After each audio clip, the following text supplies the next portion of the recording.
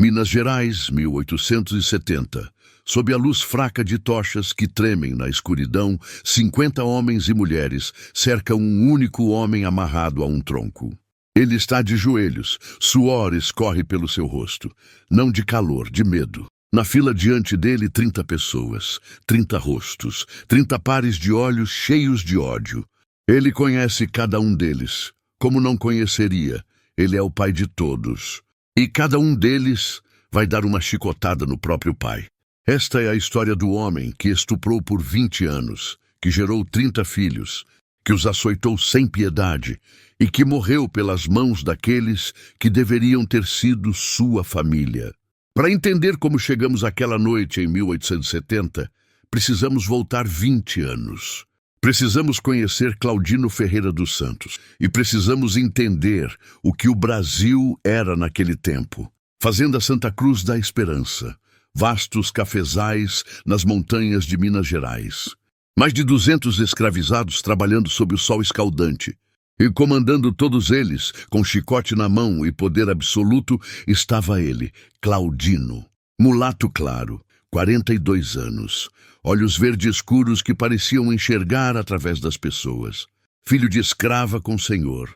Nasceu escravo, mas foi alforriado aos 15 anos pelo próprio pai, que reconheceu nele inteligência e lealdade. O que o senhor realmente reconheceu foi algo muito mais útil: crueldade.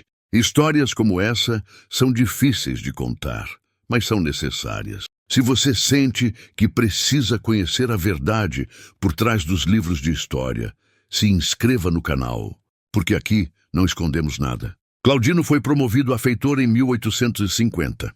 Com apenas 22 anos, tinha poder sobre mais de 200 corpos humanos. Podia ordenar trabalho até a exaustão. Podia determinar quem comia e quem não comia. Podia castigar e podia fazer o que quisesse com as mulheres. A primeira foi Benedita, 16 anos, pele escura como ébano, olhos amendoados, cheios de vida. Trabalhava na casa grande, lavando roupas. Claudino a viu pela primeira vez carregando uma bacia de água. Sorriu para ela. Ela não sorriu de volta. Já sabia o que aquele sorriso significava. 3 dias depois, ele entrou na senzala à noite. Escolheu ela. Ninguém interferiu. Ninguém podia interferir. O feitor tinha esse direito. Benedita chorou em silêncio. Claudino sussurrou em seu ouvido: se você resistir, amanhã seu irmão recebe 50 chibatadas. Ela não resistiu. 9 meses depois, nasceu o primeiro filho de Claudino. Um menino de pele clara, olhos verdes como os do pai. Foi chamado de Tomás. Benedita olhou para o bebê com uma mistura de amor dilacerador e dor absoluta. Aquela criança era parte dela, mas também era parte do homem que a violentou. Claudino olhou para o filho e sentiu nada, nem orgulho, nem remorso. Apenas a constatação de que seu sangue continuaria, como se fosse um direito natural, como se fosse justo. Ele nunca registrou o menino, nunca deu sobrenome, nunca reconheceu publicamente. Mas todos sabiam, na senzala todos sabiam. Benedita foi apenas a primeira. Nos 15 anos seguintes, Claudino estuprou sistematicamente 16 mulheres diferentes. Algumas apenas uma vez, outras repetidamente, durante meses ou anos. Joana, Maria, Francisca, Rita, Luísa, Ana, Josefa, Rosa. Isabel, Margarida, Catarina, Teresa, Antônia, Gertrudes, Madalena, Joaquina. 16 nomes, 16 mulheres destruídas, 30 filhos nascidos. Cada gravidez era uma sentença. As mulheres perdiam força para trabalhar. Eram castigadas por preguiça. Os bebês nasciam na sujeira da senzala, sem médico, sem parteira treinada. Muitos morriam nos primeiros dias. Os que sobreviviam cresciam, vendo a mãe apanhar. Cresciam ouvindo o nome do pai sendo cuspido como maldição. E o pior ainda estava por vir. Porque Claudino não era apenas o pai deles, era também o feitor. Em 1858, Tomás tinha 7 anos. Trabalhava nos cafezais, carregando água para os adultos. Um dia tropeçou, a água derramou, Claudino viu. Caminhou até o menino, olhou para aqueles olhos verdes, idênticos aos seus. Tomás olhou de volta com esperança infantil. Talvez, apenas talvez, o pai teria piedade. 10 chibatadas, no tronco, agora. A voz de Claudino era fria, sem emoção. Benedita gritou, implorou, jogou-se aos pés de Claudino. Ele é seu filho, tem seu sangue, pelo amor de Deus. Ele é escravo, como você, como todos aqui. Sangue não muda isso. Tomás recebeu as 10 chicotadas, em costas pequenas demais para aquela dor. Benedita foi obrigada a assistir. E aprendeu a lição que todas as mães daquela senzala já sabiam. O feitor não tinha filhos, tinha propriedades. E aqui está o ponto que a maioria das pessoas não entende, não percebe, não quer acreditar. Claudino não era um monstro por exceção. Ele era um monstro por design. O sistema escravocrata foi construído para criar homens assim, para transformar vítimas em algozes, para fazer com que o oprimido, uma vez liberto, se tornasse o opressor mais cruel. Porque quem melhor para manter escravos sob controle do que alguém que já foi um? Se essa história está te fazendo pensar, se está te fazendo sentir algo que você não esperava sentir, então se inscreva, porque essas histórias precisam ser contadas e você precisa estar aqui para ouvi-las. Os anos passaram, os filhos cresceram. Tomás tinha agora 18 anos, alto, forte, com cicatrizes que mapeavam uma vida inteira de castigos. 50 chicotadas ao longo de 18 anos. Ele contava cada uma. Lembrava de cada motivo, cada dor. Ao redor dele, cresceram também seus meio-irmãos, 30 ao todo. Alguns mais velhos, alguns mais novos, todos com traços de Claudino, todos carregando o mesmo ódio. Eles não se chamavam de irmãos, não no começo. Mas compartilhavam algo mais forte que sangue, compartilhavam o mesmo algoz. À noite, na escuridão da senzala, sussurravam. 50 vezes. Ele me açoitou 50 vezes, meu próprio pai. A voz de Tomás era baixa, carregada de raiva contida. O meu foi 40. Eu contei. João, irmão mais novo de 15 anos, respondia com voz trêmula. Não faz diferença quantas vezes, uma já seria demais. Miguel, 17 anos, falava com tom amargo.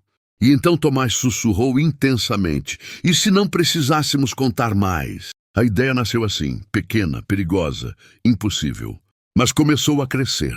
Tomás começou a conversar, não apenas com seus irmãos, mas com todos. Os mais velhos, que já não tinham forças para mais um dia de trabalho. Os mais jovens, que ainda tinham fogo nos olhos. As mulheres que viram suas filhas sendo tocadas pelo mesmo homem que as violentou. Somos mais de 200. Ele é um. Junto com os capatazes, são 20. Nós somos 200. A voz de Tomás era firme, mas baixa. Benedita, sua mãe, agora com 44 anos, respondeu com voz cansada, mas alerta. E o que acontece depois? Eles mandam soldados, nos caçam, nos enforcam. Você já viu o que fazem com rebeldes? Tomás olhou fixamente, determinado. Então morremos livres. Por um dia, por uma hora, mas livres. E aqui neste momento exato algo mudou. Você podia sentir no ar, na forma como as pessoas se moviam, como olhavam para Claudino. Não era mais medo, era ódio se transformando em coragem. A revolta estava sendo gestada, silenciosamente, inevitavelmente. E Claudino, com toda a sua crueldade, com toda a sua vigilância, não percebeu nada. Março de 1870, um dia como qualquer outro. Calor sufocante, trabalho brutal. E Claudino, como sempre, circulando pelos cafezais com chicote na mão. Foi quando ele viu. Ana, uma das mulheres que ele havia estuprado 15 anos antes, estava sentada debaixo de uma árvore. Exausta. Tinha 43 anos, mas parecia ter 70. O corpo destruído por 2 décadas de trabalho forçado. Claudino caminhou até ela. Levanta. Ana não se moveu, não podia. As pernas simplesmente não respondiam mais. Eu disse, levanta. Sua voz estava mais alta, ameaçadora. Ana olhou para ele com olhos mortos e disse, voz fraca, mas firme, não consigo. Então vai aprender. E Claudino desferiu 20 chicotadas. Em uma mulher que não conseguia nem se levantar.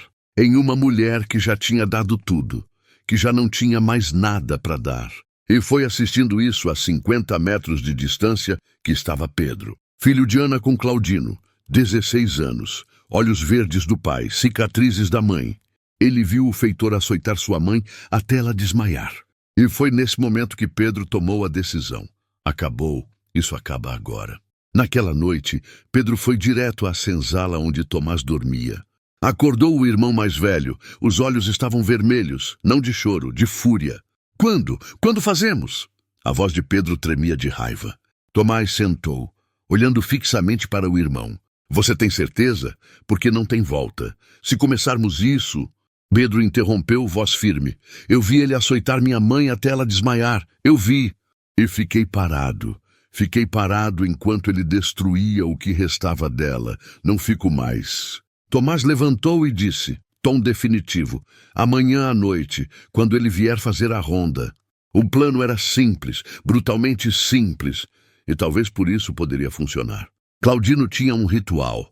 Todas as noites, depois que o senhor se recolhia, ele fazia uma última ronda pelas senzalas. Verificava se todos estavam em seus lugares, se não havia conversas, se não havia planos. Era sempre sozinho, era sempre na escuridão, e seria ali. 50 pessoas foram informadas, 50 de mais de 200.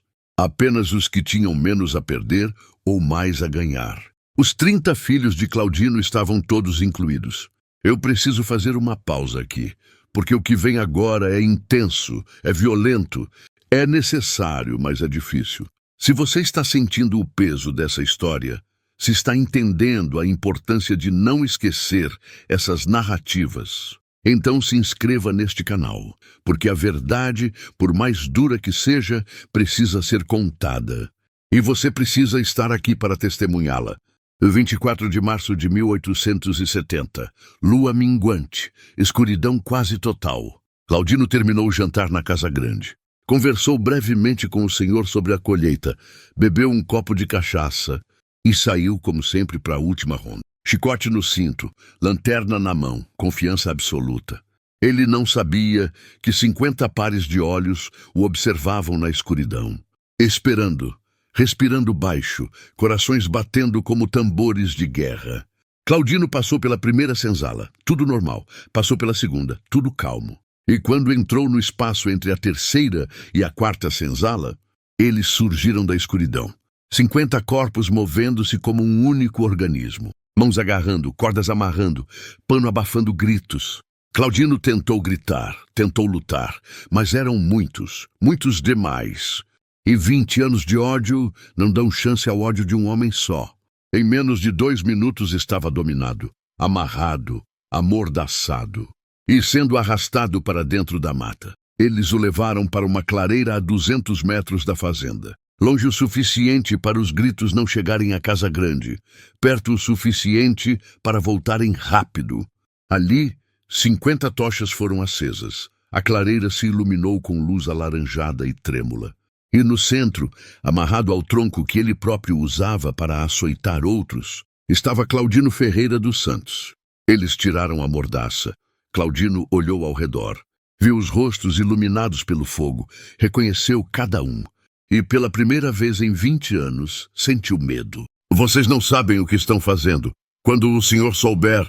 Sua voz estava rouca, tentando manter a autoridade. Tomás interrompeu, voz calma e fria. O senhor vai saber, amanhã de manhã, e nós vamos estar mortos, ou enforcados, ou fugidos. Mas você não vai estar aqui para ver. E foi então que Tomás fez o sinal. 30 pessoas se moveram, formaram uma fila. Uma longa fila que serpenteava pela clareira. Todos tinham a mesma idade aproximada, entre 15 e 25 anos. Todos tinham os mesmos traços em comum. Olhos verdes, pele clara, nariz fino. Os filhos de Claudino. 30 filhos, fila indiana, e cada um segurava um pedaço de corda grossa. Claudino olhou para aquela fila e entendeu. Não. Tomás caminhou até o pai, olhando fixamente em seus olhos. Você me açoitou 50 vezes ao longo da minha vida. Eu contei cada uma. Lembro de cada dor, cada humilhação, cada vez que minha mãe implorou e você ignorou. Agora, cada um dos seus filhos vai te dar uma chicotada. 30 filhos, 30 golpes. E você vai sentir cada um. Vai lembrar de cada um, até o último. Claudino começou a chorar, não de dor física ainda, mas de horror, de compreensão, do peso absoluto do que ele tinha feito. Eu sou seu pai, sou pai de vocês. Pedro deu um passo à frente, voz gelada. Você nunca foi nosso pai. Você foi nosso estuprador, nosso algoz, nosso demônio, mas nunca nosso pai. Tomás levantou a corda, voz tremendo de emoção. Comecem! O primeiro golpe foi de João, o filho mais novo, 15 anos. Mãos tremendo, lágrimas escorrendo, mas ele bateu. O segundo foi de Miguel, 17 anos. Ele não hesitou, bateu com força. O terceiro, o quarto, o quinto. Cada filho passando, cada um descarregando anos de dor em um único golpe. Claudino gritava, implorava, chamava por Deus, chamava pelos nomes das mães, chamava pelos nomes dos filhos, mas ninguém parou. No 10º golpe, Claudino começou a tossir sangue. No 15º, suas costas eram apenas carne rasgada. No 20º, ele parou de gritar, apenas gemia. No 23º golpe, dado por Pedro, o filho que viu a mãe ser açoitada, Claudino Ferreira dos Santos morreu. Tomás olhou para o corpo do pai, sem vida, destruído, exatamente como ele havia destruído tantos outros. E não sentiu nada, nem alívio, nem alegria, nem tristeza, apenas vazio. Acabou. Eles voltaram para as senzalas, deixaram o corpo onde estava. Sabiam que não havia escapatória, não havia fuga, não havia futuro. Mas por uma noite tinham sido livres. Ao amanhecer, quando o corpo foi encontrado, a fazenda entrou em pânico absoluto. O Senhor mandou chamar soldados, a milícia local veio e começou o interrogatório. Não precisaram interrogar muito. 50 pessoas confessaram. Não negaram, não se esconderam. Quem liderou? A voz do soldado era dura, ninguém respondeu. Eu perguntei, quem liderou essa revolta? Mais alto, ameaçador. Então Tomás deu um passo à frente, voz firme, olhando direto nos olhos do soldado. Fui eu. Eles prenderam Tomás imediatamente. Os outros 50 foram açoitados publicamente, 20 chibatadas cada, para servir de exemplo, mas Tomás seria enforcado, publicamente, na praça principal da cidade, para que todos vissem o que acontecia com escravos rebeldes. 3 dias depois, construíram a forca, madeira nova, corda grossa. E na manhã de 28 de março de 1870, levaram Tomás. A praça estava cheia, centenas de pessoas. Senhores de escravos querendo ver a justiça sendo feita. Escravizados sendo forçados a assistir, para aprenderem a lição. E no centro, a forca. Tomás subiu os degraus, 18 anos. Costas cobertas de cicatrizes antigas e novas. Olhos verdes, tão parecidos com os do pai, fixos no horizonte. O carrasco leu a sentença: traição, assassinato, rebelião. A pena, morte por enforcamento. Alguma última palavra? Todos esperaram. Tomás olhou para a multidão, para os escravizados sendo forçados a assistir, e falou: eu vivi 18 anos sendo açoitado pelo meu próprio pai. 18 anos sendo tratado como animal por quem deveria me proteger. 18 anos preso em correntes que não eram apenas de ferro, mas de sangue. Ontem à noite, por algumas horas, eu fui livre. Eu e meus irmãos, nós nos levantamos, nós dissemos não. E nós fizemos justiça com nossas próprias mãos. Eu prefiro morrer livre por um dia do que viver 18 anos sendo açoitado pelo próprio pai. E vocês deveriam preferir também. Tomás morreu instantaneamente. O pescoço quebrou, não sofreu. Mas suas palavras não morreram. Elas se espalharam, de fazenda em fazenda, de senzala em senzala, de ouvido em ouvido. Prefiro morrer livre por um dia. Nas semanas seguintes, 3 fazendas em Minas Gerais reportaram revoltas. Pequenas, rapidamente suprimidas, mas reais. Nos meses seguintes, o nome de Tomás começou a aparecer em panfletos abolicionistas. Suas últimas palavras foram citadas em discursos, foram sussurradas em reuniões secretas. E nos anos seguintes, quando a abolição finalmente chegou em 1888, muitos dos ex-escravizados que lutaram pela liberdade citaram um nome como inspiração. Tomás, o filho que matou o pai, o escravo que preferiu morrer livre. Hoje, mais de 150 anos depois, não existem monumentos para Tomás, não existem placas, não existem livros nas escolas contando sua história. Mas a história existe, e enquanto existir, enquanto for contada, Tomás não morreu em vão. Claudino Ferreira dos Santos morreu naquela clareira, destruído pelos próprios filhos que ele gerou na violência e criou na crueldade. E Tomás morreu na forca, livre por um dia. Qual morte você acha que teve mais significado? Histórias como essa não são fáceis de contar, não são fáceis de ouvir, mas são necessárias. Porque esquecê-las é trair a memória de quem sofreu, de quem lutou, de quem morreu, para que nós pudéssemos estar aqui hoje. Se você sentiu o peso dessa história, se ela te tocou, se você acredita que essas narrativas precisam continuar sendo contadas, então se inscreva neste canal, ative o sininho, compartilhe esse vídeo. Porque a próxima história que vou contar é igualmente importante, igualmente brutal, igualmente necessária. E você precisa estar aqui para ouvi-la. Até a próxima história. E obrigado por testemunhar essa.